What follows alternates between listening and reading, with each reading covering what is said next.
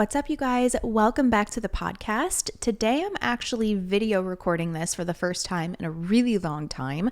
So if you want to see the video version of this, head over to my YouTube channel. Just search Brianna Fox on YouTube, and there will be a video version of this. I'm kind of testing the waters here just to see how I like this. This might end up just being like a solo episode type of thing because I don't know how to do this like with guests or if like certain guests will be comfortable doing this. But like, to be honest, what I was doing for a while was just posting the recording on YouTube without any video, and I just don't like that. And then I was like making it private so you can only listen to it through the podcast like playlist on YouTube, and it's just a little confusing in my opinion. So especially if someone like normally watches videos and then they go to my channel and then they click on a video and it's not a video, it's just a recording. That's got to be confusing. So I've been wanting to record this visually, but it does add extra to it. So we're testing it out here today and we'll see how this goes. So I thought that it would be fun to do a Q&A either once a month or once every 2 months, kind of like a little check-in so we can chit chat about stuff and I can answer any questions that you have for me. So that's what we're doing today. And if you missed my last video on YouTube, it was a get ready with me, and I kind of just talked about or I just gave like a little bit of a life update and shared a little bit of what I've been thinking about recently, and also shared that I recently deleted social media apps off of my phone.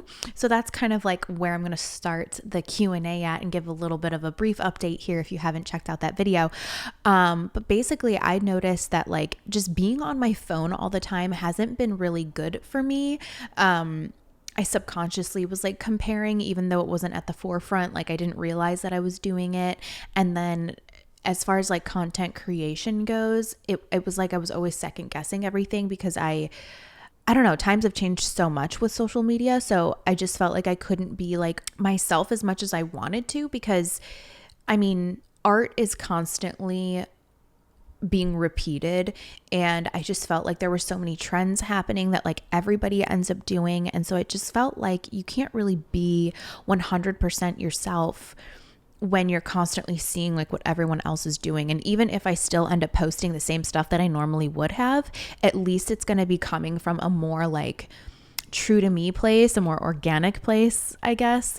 So it's been a week without like going on Instagram, and it's only been a couple of days of not having the actual app on my phone. I've only gone on, so I've allowed myself to like still go on like Instagram.com and stuff, but I think on average I'm only at like between 4 and 8 minutes per day of going on Instagram. So I'm not just like never gonna post anymore. I'm just gonna do it in a very different way, because I just don't want to be glued to my phone. I want to like just be more intentional about my time on my phone. And I think that that's going to allow me to create more, especially for YouTube and the podcast, and just have a little bit more of a clearer mindset and I don't know, just less brain fog, because I feel like, I don't know, it's easy to get wrapped up in like what's performing well, and also just like seeing what everyone else is doing. And then I guess I'm just like overly stimulated, and I don't want to know what everyone else is doing. I just want to like do me. You know what I mean? I also don't think that it's healthy to see like what everyone else is doing all the time. During this week of like intentionally being off of social media, I watched a lot of interviews. I rewatched The Social Dilemma on Netflix, and that really helped me kind of come to this conclusion of like, I don't think I necessarily need to, or any of us need to delete it completely, but using it as a tool in the way that it's intended, rather than getting wrapped up into, well, I say as it was intended. I don't think it was intended for what I'm saying, or maybe it was, but it has snowballed into kind of like a social media monster, and like where these apps are now profiting off of us, and that's like their main goal. So anyway, that's kind of like my current life update.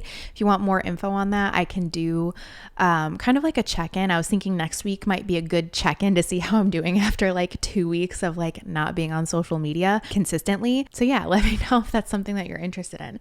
So I put one of those like question boxes on Instagram so that you guys can ask me some of your questions in there. And there's a wide variety of like simple questions that are like, what's your favorite ice cream flavor? And then stuff that's like a lot more deep.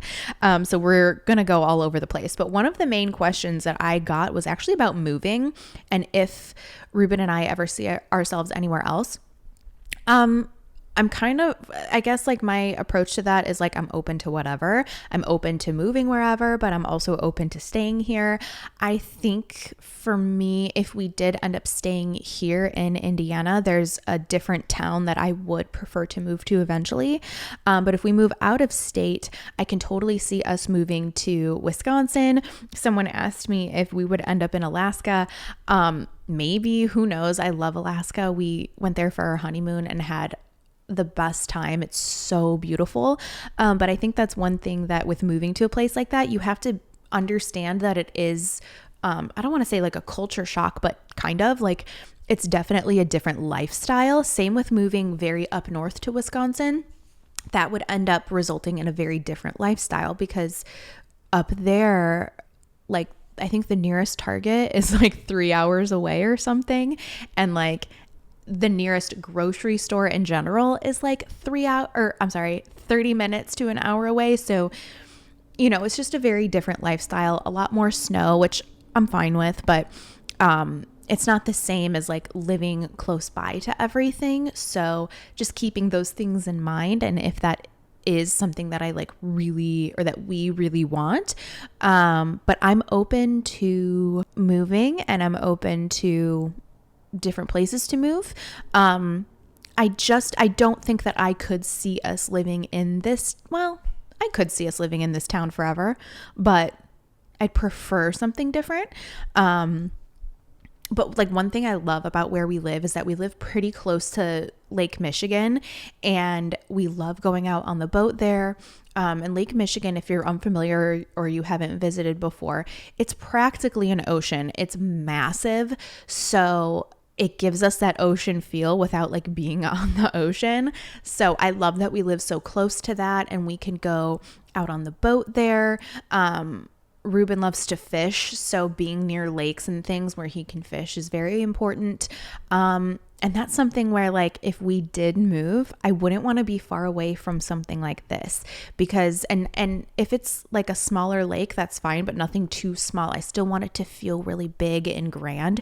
So that's something that's definitely consideration for when we do eventually, or if we do eventually decide to move. So this was kind of random. Someone said random, but how come you aren't verified on Instagram? This is a great question. So now you can actually pay for your verification on Instagram, and I'll get into that in a second. But for years, I have applied to be verified on Instagram, and I've also tried to change my name on Instagram from Brianna Fox Makeup to just Brianna Fox. But didn't work. I always got declined for verification. I think a lot of times, like at least before now, the new way of like paying for it goes, before that, I think it would be really helpful if you had like a management team that had like a connection that could get you verified. But basically before that, you had to have like some news article written about you, at least 3, I believe. And I did. I sent them, but I just always got declined. Well, then they made it so that you could pay for verification. And so I went to sign up to do it. But one of the requirements to be verified was that your name on your Instagram had to match your legal name on your ID. And mine doesn't. And I don't want to publicly I don't want to publicly go as my legal name. Like my quote unquote brand is Brianna Fox, and that doesn't match my license. So I didn't do it. And I'm actually glad that I didn't, because now everyone is verified. And I feel like now it doesn't mean as much as it used to. And I feel like a lot of people are getting verified or like paying for verification who aren't using Instagram for business purposes. I've seen so many personal accounts that like rarely post on Instagram that are paying for the check mark. And it's weird. I don't understand why people are doing that. But I'm glad that I didn't end up paying for it. I think it's like $14 a month. I'm good. I don't need to be verified. That's fine. And now, especially that I'm like kind of distancing myself from posting on Instagram as much, like that would have been a waste, right? So that's why I'm not verified. Next question. How do you handle people asking next step questions, marriage, babies, etc.? It's annoying, of course, because people are invasive, but I also understand that it comes from a very loving place. People just are genuinely excited for me and want to see my family grow and things like that. I think for me, trying to be more understanding in that way helps so that I'm not like offended. I think that sometimes it can feel for everyone that because even if someone does have a baby, the first question is, when's the next one? Do you guys want the next one? Everyone always wants what's next. As soon as you get engaged, people want to know when's the wedding, when like you haven't even processed the fact that you're engaged. It's something in our human nature. So I'm understanding in that way. But from the receiving end, it just feels like, it almost feels like, when people ask that the phase that you're in just isn't good enough, even though that's not how it's intended. So I can definitely see both sides. But also, especially with the baby thing, I know so many women that have suffered with loss, with miscarriage, or just fertility issues in general. And so for them, I try to make a point to say not to ask me about kids, even though it's something that I haven't tried for yet. And I have not experienced loss. I know so many women that have, and the heartbreak that they feel. So anytime someone asks me, and I think it's different to say, do you plan on having kids, more so than when are you having kids? But yeah, I think I mainly was more defensive because of the women in my life that have suffered loss, and I just feel for them. And I know that like people ask them, and that's a different story. So just be mindful of that. I forgot what the statistic is, but I think it's like 1 in 3 women or 1 in 5 women will experience miscarriage or fertility issues, which is so heartbreaking. So I think for me, that's mainly why I get more defensive. But yeah, I don't know what it is in our human nature that like always wants to like know what's next in everyone's life, or we're just always so excited for the next thing instead of like being present and happy with where we're at. I'm very thankful that like the family and friends in my life aren't that way with me, because they know that hasn't been on the plan for the last few years. So I definitely don't feel pressured in that way. It's mainly from like social media where people are in my DMs and in my comments asking me that. So, but I'm thankful that my family and friends aren't that way. What are your thoughts on how the beauty community is now? I don't really know, because I feel like there's not a huge beauty community on YouTube anymore. And I think that the beauty community has now changed over to TikTok, and I know nothing about it. I recently found out who Michaela was when like the mascara scandal happened. And I only found out about that because Amanda told me about it. Yeah, I don't really have an opinion, I guess, because it just feels like it's not really existent. So I guess my opinion on that is that I kind of miss it. That did get like very like drama-y for a bit there, and then COVID happened. So it kind of like disappeared, and now everyone's just like posting other things. But I definitely miss old school beauty community on YouTube. I miss hauls. I miss when new products would launch and everyone would post about it, and then you got to see like everybody using the same palette, so you could see what it would look like on different skin tones and get different opinions. Like I totally miss that whole aspect of the beauty community. It did feel like we were all, it felt very community-esque, like everyone was involved in this thing. So I miss that part of it, because now so many people like don't even post videos anymore. They just don't. They mainly post on like TikTok and stuff. So I don't know. I miss that aspect of it. As far as like what the beauty community is doing on TikTok, I have no clue. I think too, that's the other thing with TikTok is I feel like a lot of the beauty stuff on there is one of two things. It's either like a quick get ready with me with like very minimal natural makeup and everyone's doing like no makeup, which is gorgeous, or it's like for shock value. Like I don't know the girl's name, but she like pumps a ton of foundation on her face and like uses half a bottle of foundation on her face. That's got to be like for shock value. So that's like the two extremes that I'm seeing or have seen, because I deleted TikTok like a couple. Has it been a month now that I deleted it off my phone? It can't be that long. It's been a couple of weeks, but even when I was on TikTok, I didn't watch beauty videos because the styles that are trending on TikTok for the beauty community were just nothing that I'm interested in. I like the long form content to talk more about products and talk more about things. I don't think that you can get it out in just a couple of seconds, like information on something. So yeah, I guess that's my opinion on it, is that I just like miss old school version of it, and maybe it'll come back one day, maybe not. I don't know. I think that trends are always ever changing, so I think we're going through a couple years of like TikTok being so trendy, and maybe that will be the new YouTube. Maybe that will take off. I don't know. But I do think that there is a place for long form. I think what's so fascinating is that right now podcasts are really popular, and so is TikTok, which is interesting because they're two completely different things. And like TikTok is all about grabbing your attention in 3 seconds, where podcasts can go on for 3 hours and people will listen. So I don't get it, but I'm here for the ride. I love this question. Are you a Rachel, a Monica, or a Phoebe from Friends? I would say that I am probably a mixture of all three, but if I had to pick one, I'm probably, well, I don't know. I love to be organized and clean and planned like Monica. There's so much of her personality that comes out in the show that I relate to. I love Rachel with like the fashion part of her, but then the more that I watch the show, like as an adult, the more I don't like Rachel actually. And then Phoebe being goofy and weird, I feel like I'm kind of like that as well. So I guess I would say I'm like a halvesy between Phoebe and Monica, probably, with like a sprinkle of Rachel. Oh, this was an interesting question. Living in the Midwest, do you find it hard to vlog in public? I don't think it has anything to do with being in the Midwest. I think it's just about having confidence to vlog in public in general. The more that I do it, the less uncomfortable that it is. Usually people don't care. Some people have looked, but I think if I just tune them out and keep doing what I'm doing, then it's not a big deal. And yeah, I think I think it would be that way anywhere. I have a feeling that probably in LA, it's more normal to see someone doing that, just because a lot of creators live in that area. But I don't know. I think that just at the day and age that we're in right now, creating videos isn't like an unheard of thing. So I don't know. I try to think of it as I'm doing my job. So like, let me do my job.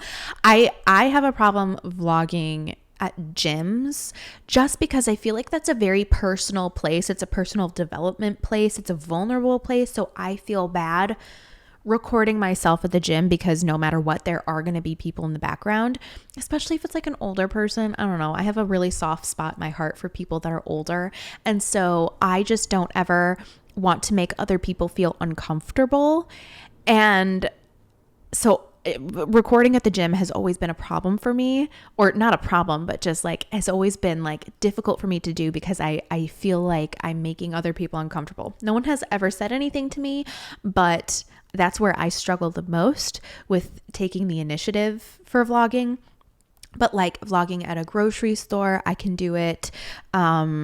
Shopping anywhere really. Another place where I feel a little uncomfortable filming is at like makeup stores or clothing stores, just because when I worked in retail, we would have our security come and like tell people not to film because you weren't allowed to. But that was back then. I haven't been in retail in a really long time. Has it been 8 years now? 9 years? I don't know how long it's been, but that used to be a thing where like if you were recording stuff, you weren't allowed to. And so I'm always scared that someone's going to tell me that I can't film. I usually end up just recording at the grocery store. I would like to film more at the gym. That was another question I got, is more of like a request to do more like workout content on YouTube. I recently signed up for F45. Once I get more acclimated and comfortable, then I'll have the guts to ask if I can film there. But that is a more intimate setting. So it's almost scarier because there's less people in there in like a class form or like format. I don't know, to be determined, but I would like to share more workouts because that is something that I'm really passionate about. Which kind of leads me to the next question, which is, how much longer do you see yourself doing makeup videos? Honestly, I don't know. I kind of explained this in my life update video. I can see myself doing this forever, but I could also see myself finding something new at the same time. And I think that I really want to dive into more of like other things that I'm interested in while also documenting it at the same time, because what's interesting is I started making videos when I was 21, so a baby. And it was just a hobby. And at the time I was going to do I planned on potentially moving up at Sephora and working for the company in like a greater way, I guess you could say. Or I still had dreams of being a dance teacher. That was what I wanted to do, like all growing up. Well, now I'm 31. I've been doing this for 10 years. I'm thankful that it's become what it's become. But I'm also open to, I don't know, honestly. Like maybe I'll be a dance instructor. Maybe I'll pick up Pilates and be a Pilates instructor. Maybe I'll just continue vlogging and doing makeup videos. Like, who knows? I also really enjoy this podcast, and I'm hoping that this becomes more of my career than YouTube even, but who knows? I'm kind of just like, I'm at the point where I'm trying to control it less and just go with the flow more, and just I don't know, just be more fluid in that way, because I, for the longest time, have like pushed a certain thing for so long. And I feel like maybe I'm trying to push something that isn't working. So right now I'm just kind of like, well, I'm letting go, just going to go with the flow. And part of that is getting off of social media and just creating more, because I feel like my thoughts and my opinions have just been tainted by like what other people are putting out there. So I can't actually like look inward and be like, well, what do you want? What do you want to do? What are your hobbies? What are your passions? What are you excited about? So I guess that's kind of like the first step here, and we'll see where this goes. I'm open to whatever. I can also see myself doing this forever. So who knows? Someone asked me, do you ever regret anything you share on YouTube? All the time. All the time. I mean, I don't like the word regret, but it's so funny because even though I'm putting so much out there, I'm also a very private person. So like, for instance, I just shared that YouTube video where I did a life update talking about like social media, and even like the last podcast episode about being in a slump. Immediately I post it and I'm like, I want to set it private because I'm just so uncomfortable that like people know a lot about me. I go back and forth on like how weird it is that like I don't like that people know things about me, but also I want to share. Ultimately, I end up sharing, obviously, but I do think, about how weird it is that like so many people like know things about my life. Especially, it's not even so much strangers. It's that when I find out that people in my personal life end up watching a video or hearing about something that I'm like, oh my gosh, now I'm like, so much about me, and I feel very vulnerable. But I wouldn't say I regret it, because if I regretted it, then I wouldn't do it. But it is something that I think about. What are you reading? I'm currently reading The Only One Left from Riley Sager. I'm only one page in, so I can't give you any info on how I'm liking it, but it's basically about this caretaker that goes to take care of this old woman who lives in this mansion on this like cliff side. And when the old woman was younger, she was accused of like murdering her whole family, kind of like a Lizzie Borden style type of murder. And so the caretaker is basically, I think that like weird things start happening, and then she's starting to like second guess if the old woman actually did do it or if she didn't do it. So I'm excited to see how it goes. Riley Sager also wrote The House Across the Lake, and I loved that book. It was just so unexpected.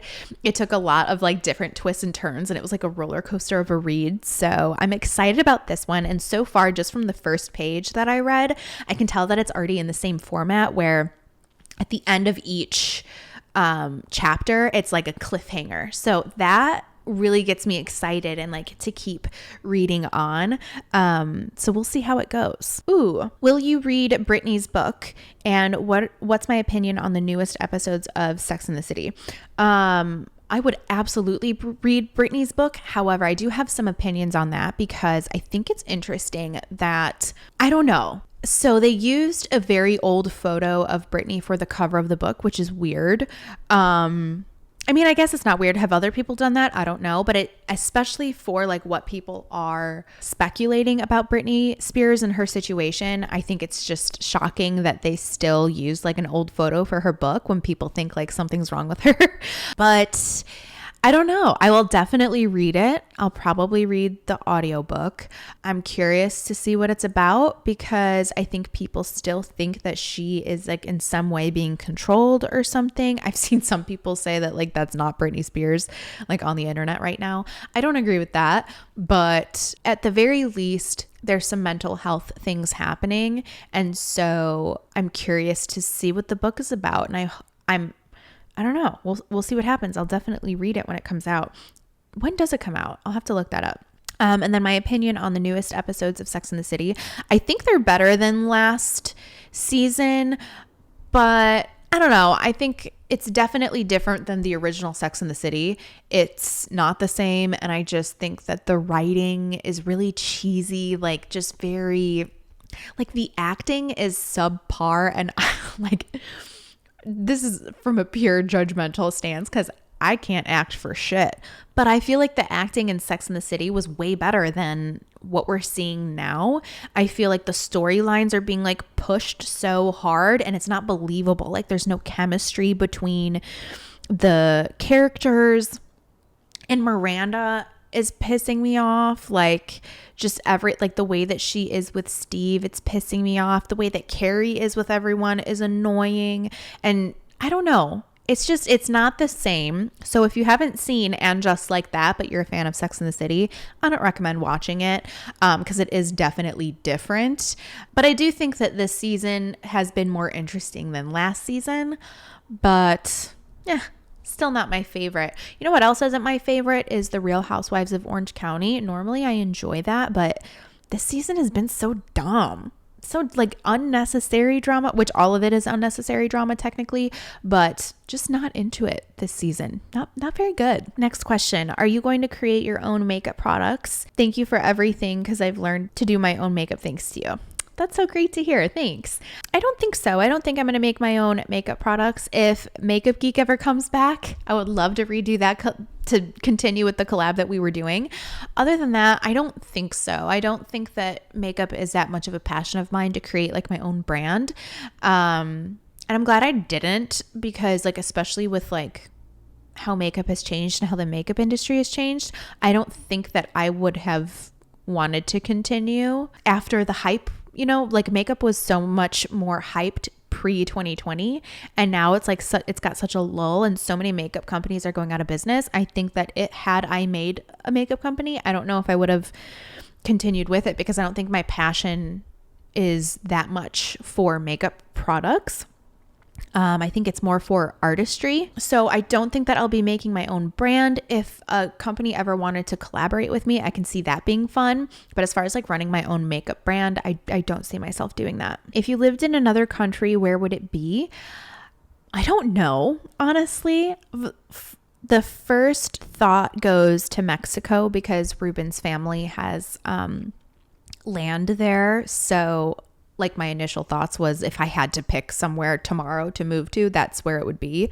But I haven't been to any other country besides Mexico before, so I don't know.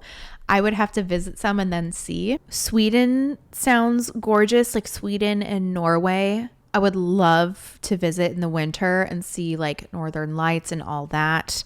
But I don't know if I'd ever see myself moving. From what I've seen from Italy, like that looks gorgeous, or even like south of France. But I don't know. Like, I really don't know much about those places because I haven't really been outside of the US. Really. I mean, I went to Mexico once. The next question, can you start listing the names of the songs you use in your YouTube videos? They're so peaceful. You know what? I need to get a lot better at this because here's the reason why I don't. It's because when I save the song, so I use either Artlist or I use Epidemic Sound, which are two websites and they're subscriptions for music so that I can use them in my videos. When I download them onto my computer, for whatever reason, it changes the name sometimes. And so I have to then go searching for it on those websites to find what they are. So that's why I don't always share them, but I will try to get better at it, especially for ones where like the music is like the main focus. But if you're ever curious, I always, almost 9 times out of 10 get them from Epidemic Sound, and then every now and then I'll get them from Artlist. The next question, how do you decide what to buy and what's worth the splurge, etc.? I feel like this is kind of a difficult thing to answer, but I truly think that it comes down to a feeling. If I'm going to be splurging on something, it has to be something that I truly like and has nothing to do with anybody else. It's just like a true thing that like makes me happy and excited. And I also think that not buying something that's more of a splurge and just continuing to not buy it for a while, and if after a bit of time you still truly want it, then I think it's worth the splurge. So for instance, 2 things I can think of off the top of my head that I splurged for was my purse. I ended up buying that, I think at the end of 2020, but it was something that I had wanted for like 3 years. And finally, I told myself, once I have a certain amount of money in my bank account, I will go and pay cash for this purse. I didn't want to put it on a credit card. I didn't want to whatever. And it wasn't even like a popular bag at that time. It had already had like its popularity time like on the internet, but it was still my favorite bag. And to this day, I still am obsessed with my purse. I definitely think it has to be something that you truly feel in your soul is something that you really love and you're going to continue to love and gives you that spark. So the purse was that for me. And then another item that comes to mind is our couch. I had wanted that couch for years, and finally I went and splurged and got the couch from Restoration Hardware.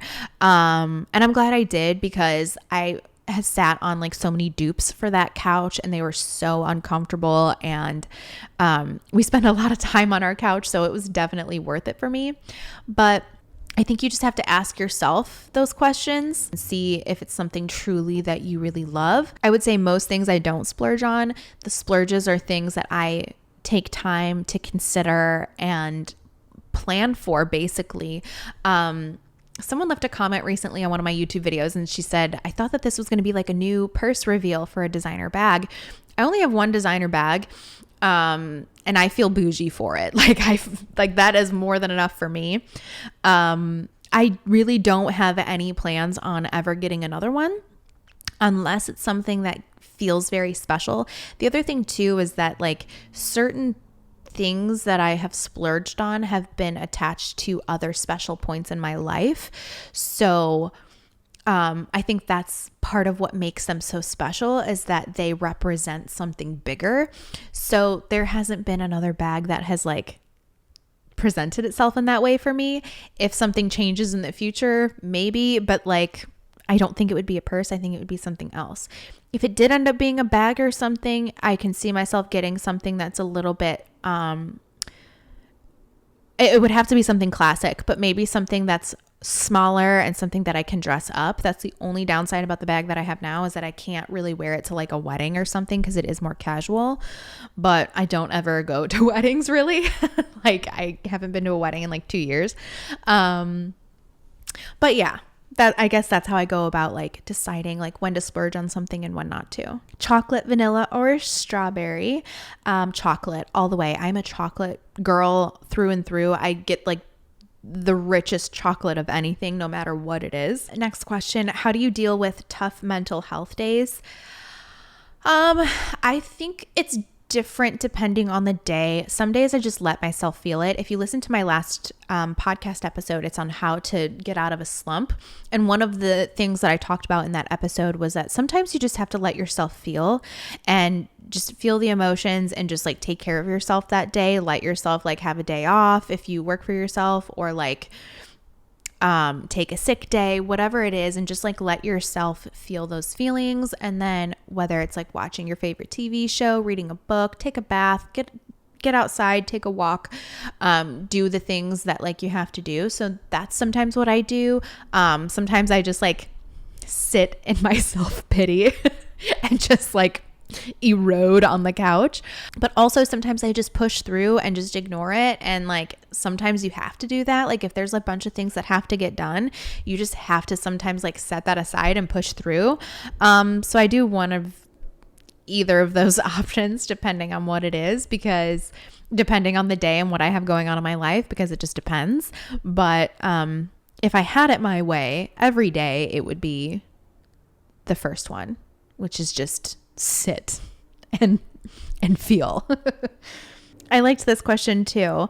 It's, do you ever go back to old makeup videos and recreate your own looks? I actually do this all the time, especially with certain products, because I'll look back and be like, what is that? Because usually I can pinpoint what it is just by looking at it, or I'll like remember creating the look, but sometimes I don't. And so I'll go back and look, and it'll remind me about old products that I used to love and haven't used in a while. So I actually do that all the time. The next question is, how can I get the confidence to finally do YouTube, with a crying emoji? Girl, you just got to do it. If it's something that you want to do, you just got to do it. Try to pinpoint what's stopping you. What is making it so that you don't feel so confident? I think especially now, so many people do it. I just think that it's just so normalized. When I started back in the day, I started my channel like 10 years ago. No one was really doing it. So it was very weird. It was like, what are you doing? You're making videos on YouTube. Now everyone does it so much. I say just go for it and just do it if it's something that you want to do. I think, try to pinpoint like what's stopping you. Is it about what people think in your personal life? Is it about what people think on the internet? Like try to like build your confidence in other ways that will help with your confidence on YouTube. And the more you do it, the more your confidence will grow and the more it'll be like second nature. But yeah, who cares what people think if that's what it is? Fuck them. Favorite book this summer so far? I did not do much with my summer reading list, and I kind of had a feeling that was going to happen because I can't do a lot of like the cheesy books, and I bought a lot of cheesy books. The other thing too, so I read The Summer I Turned Pretty, and then I bought the other two books that are in the series. But when I watched the show, they had changed so much in the show that I was like, what's the point? And I liked the show better than the book. So I was like, I'm not even going to read these. And I wonder if I can return those books because I'm just not going to read them. But I really enjoyed The Happy Place by Emily Henry. I thought that was a nice, fun beginning of summer read to get me excited for summer. And it was about these group of friends that have this house that they go to every summer and hang out together. And it's kind of like a group of friends, and they're all couples. And the one main couple, they actually like broke up months prior, but they didn't tell their friends. And so they're basically pretending to be together on this trip. And it was cute. I liked it, but I kind of just like stopped reading summer books, and I started this new Riley Sager book, which is going to get me excited for fall. I just knew that was going to happen. Yeah, I did enjoy the one book off of my summer reading list. I also started listening to, I forgot the name of it, but it's about dopamine, and it's from Anna Lemke. It's a book on addiction, and especially with like this whole social media addiction thing, it kind of gets brought up in this book, and just how like being addicted to things works and how it can show up in different ways. She mainly talks about, I think, porn addiction, sex addiction, and drug and alcohol addiction. And she kind of touches on how she was addicted to like romance novels, and then also how social media addiction can play into it, and how it's all kind of like stemming from the same place in the brain and how it works. And it's just very fascinating. So I'm only about halfway through that book right now listening to it, but I highly recommend it. I just think it's good knowledge, even just understanding how addiction plays out and how you can easily get addicted to things in general. Also just having compassion for those that do have like more serious addictions. It's just very fascinating. So that's something that I'm listening to right now that I really like. But yeah, that wraps up everything for this Q&A. I would love to do this again in about a month, maybe 2 months. So if you have any more questions for me, just leave them down below in the comment section on YouTube, or head over to the Brie and Me podcast over on Instagram and leave them on the newest post. And then for the next Q&A, I can refer back to those or do another question box or something. But that's it for this Q&A. Let me know if you enjoyed the video aspect of this for YouTube. I'm going to feel this out and see how it goes. I feel like I'm going to end up liking this better as far as podcasts go, but yeah, I just have to feel it out as far as like having guests on and like their comfortability with like being recorded for video. But yeah, we're going to play it by ear. So thank you so much for listening, and I will talk to you guys next week. Bye.